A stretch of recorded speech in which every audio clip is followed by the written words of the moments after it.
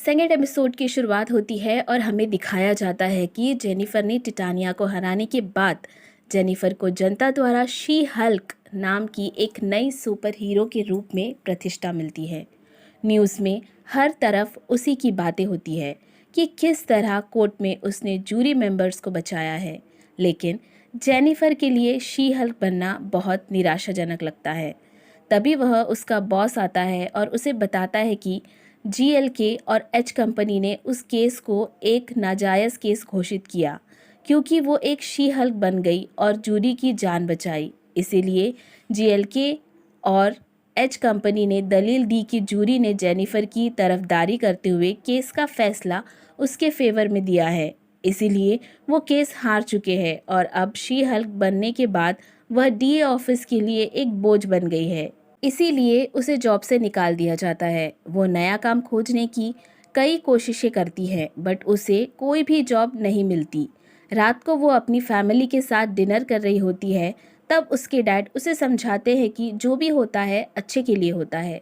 जिस बात का तुम्हें डर था वो हो चुका है और अब इस तरह पूरी दुनिया को पता चल चुका है कि वो शी हल्क है। हालांकि तुम्हारी जॉब चली गई लेकिन तुम ठीक हो, ये अच्छी बात है।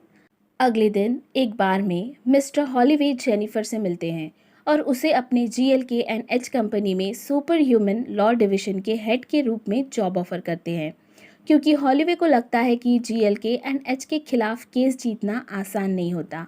लेकिन जेनिफर ने उसे जीत लिया था। हालांकि हॉलीवे ने उसे केस को नाजायज़ घोषित करवा दिया, लेकिन वो जेनिफर से बेहद इम्प्रेस थे। इसलिए वो चाहते थे कि जेनिफर उसकी कंपनी के लिए काम करे।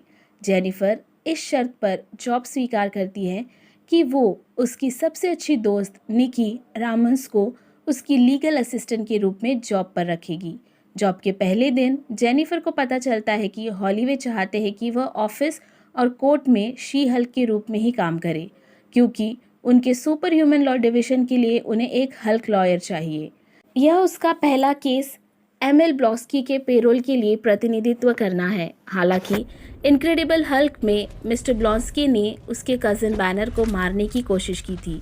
इस कारण शुरू में जेनिफर केस लेने के लिए इनकार करती है, लेकिन हॉलवे उसे बताते हैं कि ये केस नहीं लिया तो आपकी जॉब भी चली जाएगी। इसलिए ना चाहते हुए भी जेनिफर हॉलवे को सोचने के लिए समय मांगती है और ब्लॉस्की की याचिका सुनने के लिए जेल में उससे मिलने चली जाती है। Sign here.